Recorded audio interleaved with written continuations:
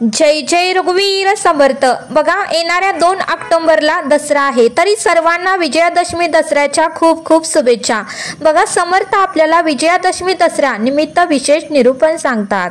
बघा म्हणले समर्थ, विजयादशमी दसरा तर आपण का साजरा करतो? तर बघा म्हणले समर्थ, आपल्या घरात जे लहान मुलं किंवा मुली असतात त्यांना या दसऱ्याबद्दल काहीच माहिती नसतं।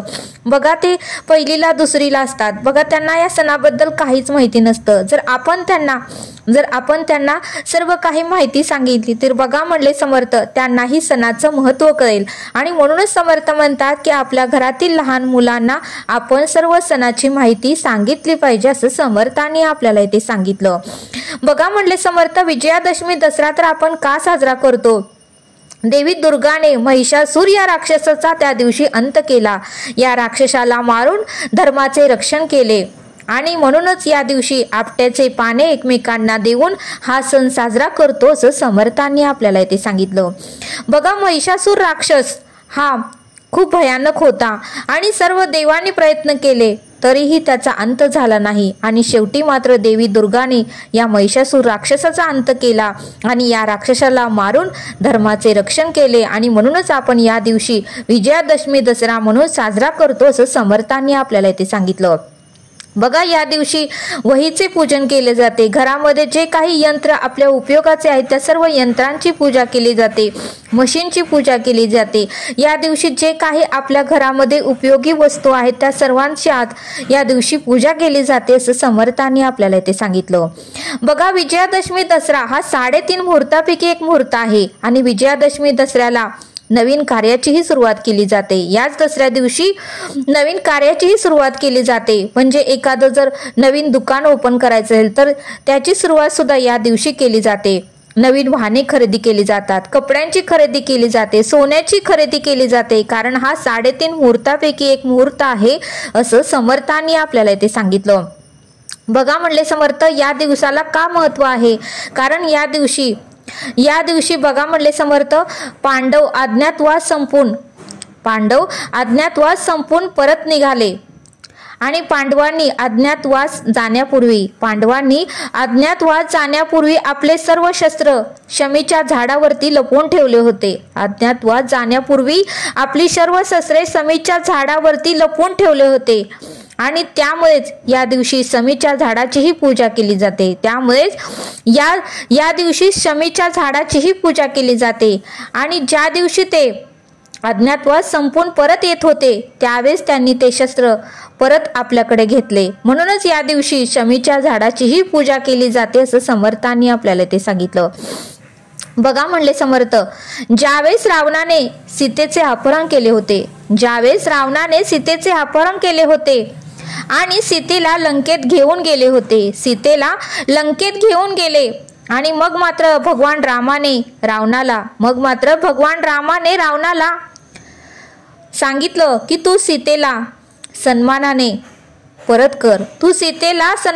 मला परत कर, असे श्रीरामाने रावणाला आव्हान केले होते। परंतु बघा म्हणले समर्थ, रावणाने सीतेला परत पाठवण्यास नकार दिला आणि शेवटी मात्र युद्ध सुरू झाले। शेवटी मात्र पर्यायच उरला नाही आणि मग मात्र युद्ध सुरू झाले। रावणाने ब्रह्मदेवाकडून अमृतत्व वरदान प्राप्त करून घेतले होते। रावणाने ब्रह्मदेवाची उपासना करून अमृतत्वाचे वरदान प्राप्त करून घेतले होते आणि म्हणूनच किती दिवस तरी युद्ध चालू होते, पण रावणाचा मात्र मृत्यू होत नव्हता, अंत होत नव्हता। रावण मात्र मरतच नव्हता आणि शेवटी मात्र विभीषणाला त्याचा मृत्यू कसा होतो हे माहिती होतं आणि मग मात्र विभीषणाच्या सल्ल्यानुसार रामाने रावणाचा वध केला आणि मग मात्र रावणाचा मृत्यू झाला। आणि म्हणूनच समर्थ म्हणतात की या दिवसाची आठवण म्हणून सत्याचा असत्यावर विजय, न्यायाचा अन्यायावर तसेच नीतीचा अनितीवर विजय म्हणून या दिवशी अनेक ठिकाणी रावणाचे पुतळे जाळले जातात, असं समर्थांनी आपल्याला ते सांगितलं। सत्याचा असत्यावर विजय, न्यायाचा अन्यायावर विजय आणि नीतीचा अनितीवर विजय म्हणून या दिवशी अनेक ठिकाणी रावणाचा पुतळाही जाळला जातो असं समर्थांनी आपल्याला इथे सांगितलं. आणि म्हणूनच समर्थ म्हणतात की या दिवसाला खूप महत्त्व आहे. बघा म्हणले समर्थ, या दिवशी आपण संकल्प केले पाहिजे. या दिवसापासूनच आपण संकल्प केले पाहिजे की मी अहंकाराचा वापर कमी करणार, रागाचा वापर मी कमी करणार, लोभ सुद्धा मी कमी करणार आणि मत्सर सुद्धा मी हळूहळू का होईना कमी करणार. असा संकल्प आपण या दिवशी केला पाहिजे. कारण अहंकार, राग, लोभ आणि मत्सर यामुळेच आपलं पाप वाढतं आणि यामुळेच आपल्याला आपले कर्म, वाईट कर्म घडतात आणि यामुळेच आपण जन्म मृत्यूच्या फेऱ्यामध्ये अडकतो. आणि म्हणूनच समर्थ म्हणतात की या दिवशी संकल्प करा की अहंकार, राग, लोभ आणि मत्सर मी या देहातून हळूहळू का होईना कमी करण्याचा प्रयत्न करेल. असा संकल्प करा असं समर्थांनी आपल्याला ते सांगितलं. बघा म्हणले समर्थ, घरातील मुलगी, आई, बायको, बहीण यांचा आपल्याला सन्मान करता आलं पाहिजे. घरातील जर मुलगी, आई, बायको, बहीण यांचा जर आपण सतत अपमान केला, यांना जर सतत आपण काही ना काहीतरी वाईट वाटेल असं जर बोलत राहिलो तर घरामध्ये सुख, शांती आणि समाधान नांदणार नाही असं समर्थांनी आपल्याला ते सांगितलं. कारण घरातील मुलगी, आई, बायको आणि बहीण ही सुद्धा एक देवीचं स्वरूप आहे असं समर्थांनी आपल्याला ते सांगितलं. कारण स्त्री ही अनंत काळाची जननी आहे, अनंत काळाची माता आहे असं समर्थांनी आपल्याला ते सांगितलं. म्हणून समर्थ म्हणतात की प्रत्येक घरामध्ये स्त्रीचा सन्मान करता आलं पाहिजे असं समर्थ आपल्याला ते सांगतात. बघा म्हणले समर्थ, लाख मोलाचा मनुष्य जन्म आपल्याला मिळाला आहे. 83,999 या योनीतून फिरून आपण मनुष्य जन्म आपल्याला प्राप्त झाला आहे. त्याचा आपल्याला सार्थक करता आलं पाहिजे असं समर्थ आपल्याला ते सांगतात. बघा म्हणले समर्थ, जर आपण वाईट कर्म केले तर परत 84 योनी आपल्याला फिरावी लागते. आणि मग मात्र समर्थ म्हणतात की प्रत्येक योनीत दुःख आहे, पण मनुष्य योनीत मात्र परमार्थ करता येतो. इतर योनीपेक्षा मनुष्य योनीत दुःख कमी आहे. आणि म्हणूनच समर्थ म्हणतात की मनुष्य योनीतच आपल्याला नामस्मरण करता येतो, मनुष्य योनीतच आपल्याला परमार्थ करता येतो. आणि म्हणूनच समर्थ म्हणतात या मनुष्य योनीचा आपल्याला सार्थक करून आपल्याला मोक्ष प्राप्त करून घेता आलं पाहिजे असं समर्थ आपल्याला ते सांगतात. बघा म्हणले समर्थ, सापाचा जन्म, बघा म्हणले ज्यावेळेस सापाचा जन्म होतो त्यावेळेस बघा म्हणले समर्थ तो फरफटत चालतो. मग उन्हाळा असू द्या, पावसाळा असू द्या, हिवाळा असू द्या, त्याच्या देहाला किती त्रास होत असेल म्हणले समर्थ. उन्हाळ्यात सुद्धा बघा म्हणले समर्थ आपल्याला पायाला किती पोहतं म्हणले आपण जर चप्पल नाही घातली तर. पण त्या सापाला कुठल्याही ऋतूमध्ये फरफटतच चालावं लागतं. गाढवाचा जन्म घ्या, घोडाचा घ्या, बैलाचा घ्या, कुत्र्याचा घ्या, मांजराचा घ्या, प्रत्येक योनीमध्ये दुःख, त्रास आणि वेदना आहेत. पण मात्र मनुष्य योनीमध्ये त्या योनीपेक्षा कमी दुःख, वेदना आणि त्रास आहे. आणि म्हणून समर्थ म्हणतात की लाख मोलाचा आपल्याला मनुष्य जन्म मिळाला आहे, त्याचा आपल्याला सोनं करता आलं पाहिजे, त्याचा आपल्याला सार्थक करता आलं पाहिजे. कारण 83,999 योनीतून आपण फिरून आलेलो आहे. त्यामध्ये दुःख, त्रास, वेदना आहेत. त्या दुःख, त्रास, वेदना आपल्याला परत होऊ नये म्हणूनच संत लोक आपल्याला नेहमी सांगतात की सत्याच्या मार्गावरून चाला, विषयांचा वापर कमी करा, उत्तमाची कर्म करा आणि सद्गतीला जावा असं नेहमी आपल्याला संत लोक सांगत आलेले आहेत. कारण संत लोकांना अनुभव आहे की पुढे काहीतरी आहे, पुढे काहीतरी घडणार आहे, आपण 84 योनीत जाणार आहे हे संत लोकांना माहिती आहे. आणि म्हणूनच ते आपल्याला उत्तमाचा मार्ग नेहमी दाखवत आलेले आहेत.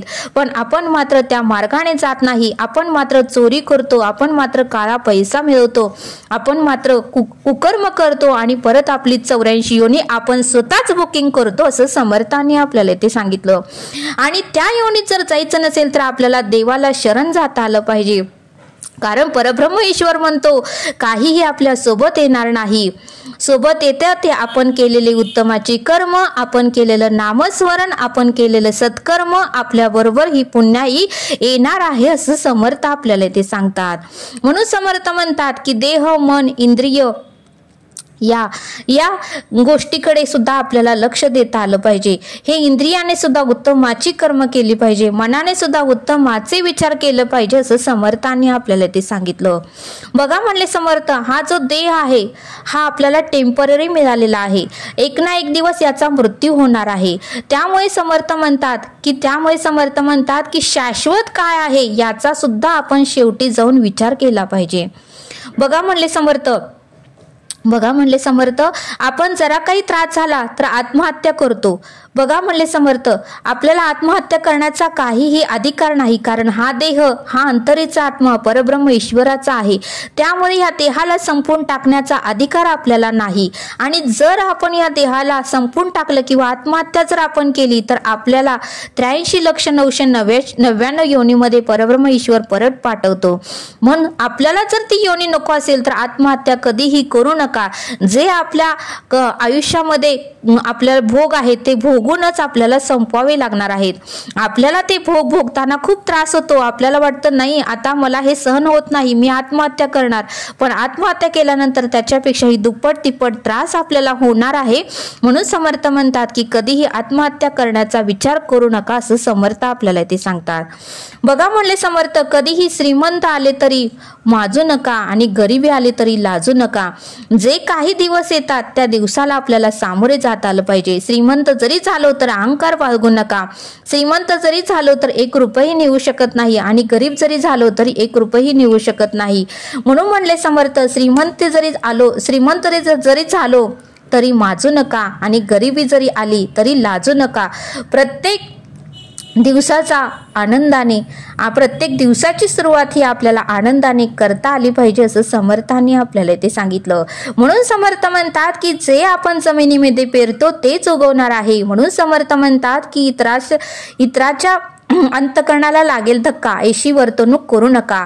आपल्याला एखाद्याने जर अपशब्द बोलला, आपल्याला एखाद्याने जर रागानं बोललं तर आपल्याला किती त्रास होतो। मग आपल्यावरून आपण जगाला बोलायचं का नाही हे आपण ठरवायचं असं समर्थ आपल्याला ते सांगतात। म्हणून समर्थ म्हणतात की लाख मुलाचा देह मिळालेला आहे त्याचा आपल्याला सार्थक करता आलं पाहिजे। विजयादशमी दसरा हा 3.5 मुहूर्तापैकी एक मुहूर्त आहे। त्या दिवशी आपल्याला अखंड नामस्मरण त्या भगवंताचं करता आलं पाहिजे। त्या दिवशी आपल्याला दानधर्म करता आलं पाहिजे। त्या दिवशी होता येईल तेवढी कर्म आपल्याला उत्तमाची करता आलं पाहिजे। त्याच दिवशी नाही तर इतर दिवशी सुद्धा आपल्याला उत्तमाची कर्म करून आम्ही जातो आमच्या गावा, आमचा राम राम घ्यावा असे भगवंताला सांगून आपल्याला या सृष्टीचा निरोप घेता आलं पाहिजे असं समर्थांनी आपल्याला ते सांगितलं। म्हणून समर्थ म्हणतात की संत लोक किंवा इतर जे ज्ञानी लोक आहेत ते जे आपल्याला ज्या मार्गावरून जाण्यास सांगतात त्याच मार्गावरून आपण गेलं पाहिजे असं समर्थांनी आपल्याला ते सांगितलं। म्हणून समर्थ म्हणतात की जर उत्तमाची कर्म केली, सत्कर्म केलं आणि जर इतरांचे आशीर्वाद घेतले तर आपल्या आयुष्यामध्ये सुख, शांती आणि समाधान हे नक्कीच येणार आहे आणि आपल्याला मोक्षाची प्राप्ती ही नक्कीच होणार आहे असं समर्थांनी आपल्याला येथे सांगितलं। तरी परत एकदा सर्वांना विजयादशमी दसऱ्याच्या खूप खूप शुभेच्छा। तरी आता आपण येथेच थांबूया। धन्यवाद। जय सद्गुरू।